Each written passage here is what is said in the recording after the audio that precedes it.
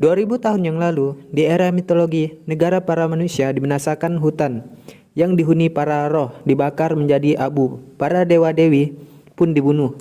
Ternyata sesosok raja iblis yang ditakuti, dia menaklukkan makhluk lain dengan kekejamannya yang luar biasa, dan yang berani menantangnya hanya akan dimusnahkan.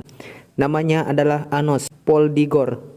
Death Gate adalah sistem pendidikan untuk melatih para keturunan dari sang Raja Iblis untuk menjadi Raja Iblis yang baru. Sudah 2000 tahun sejak kematiannya dikatakan bahwa sang Raja Iblis akan bangkit kembali. Tahun ini, di suatu pagi yang cerah, terlihat para murid baru memasuki Akademi Raja Iblis. Salah satunya adalah siswi bernama Misa yang disemangati oleh pamannya. Melihat amplop Misa jatuh, Anos mengambilnya lalu memberikannya. Tampak Anos juga disemangati oleh kedua orang tuanya. Di gerbang masuk, Misa dan Anos dihina oleh Zipes, yaitu keluarga dari Indu. Tetapi mereka berdua mengabaikannya karena kesal dibuatnya.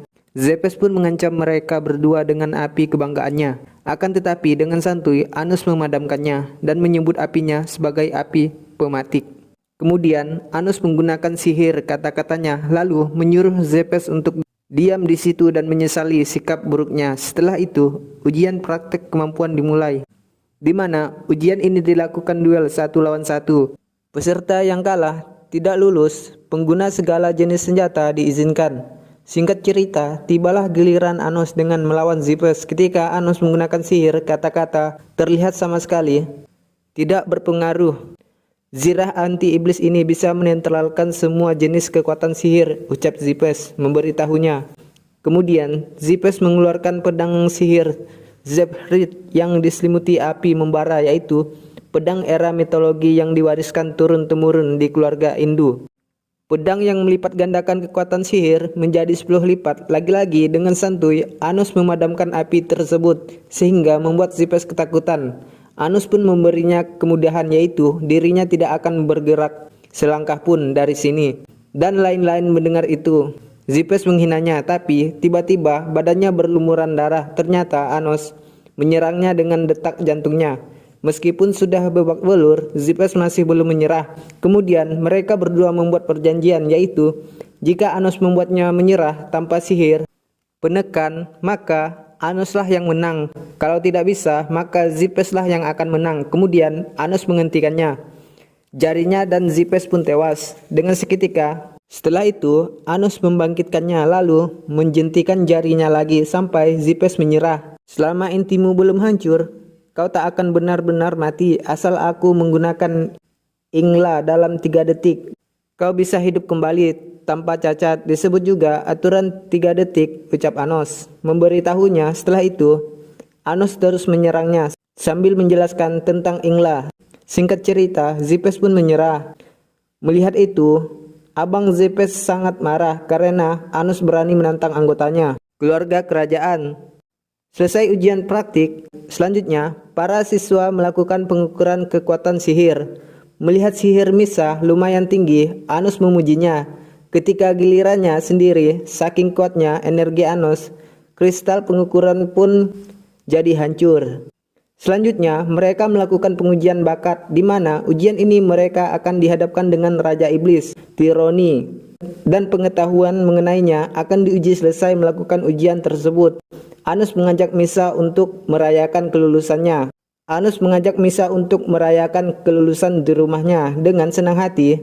Kemudian Anos pulang ke rumahnya dengan sihir Gatom, bisa juga disebut dengan sihir teleportasi. Saat masuk ke dalam rumah, ibunya menyambutnya dengan hangat. Ibu Anos tidak menyangka Anos bisa langsung lulus.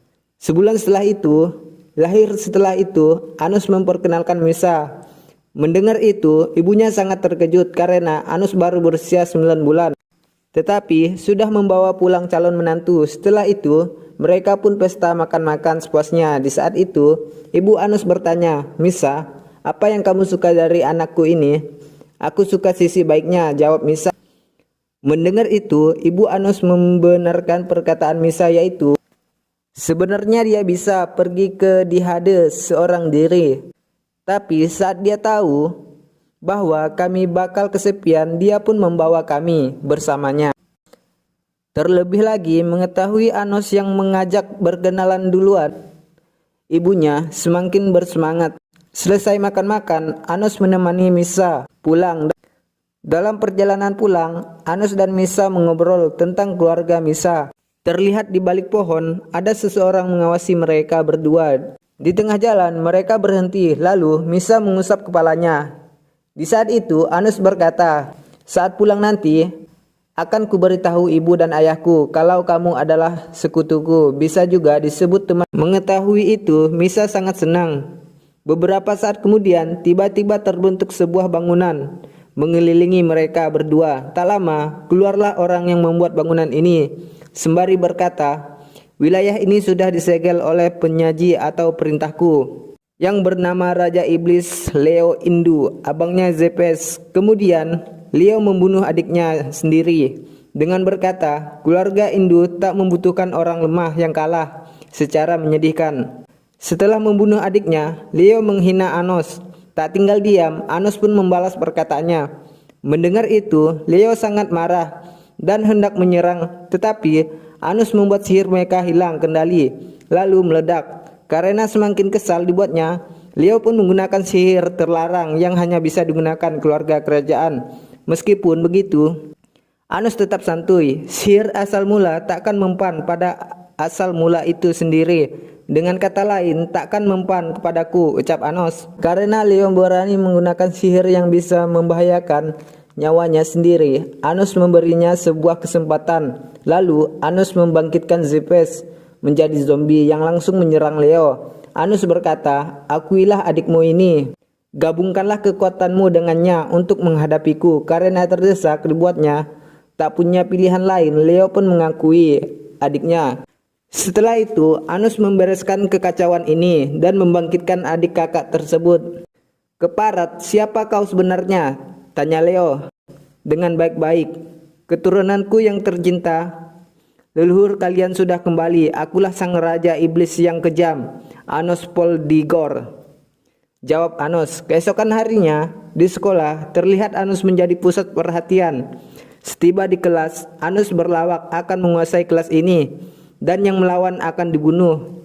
Mendengar itu, yang lainnya pada diam. Anos pun heran dibuatnya, karena 2000 tahun yang lalu, lawak tersebut membuat banyak orang tertawa. Ditambah hari ini, Anos diplototi banyak orang. Misa pun mengatakan penyebabnya, yaitu ada rumor yang menyebarkan bahwa simbol di seragam Anos menunjukkan hasil pengukuran energi sihir dan ujian bakat. Semakin banyak seginya, semakin tinggi skornya. Dan simbol Anos baru pertama kali ada di Akademi Raja Iblis, yang artinya tidak layak.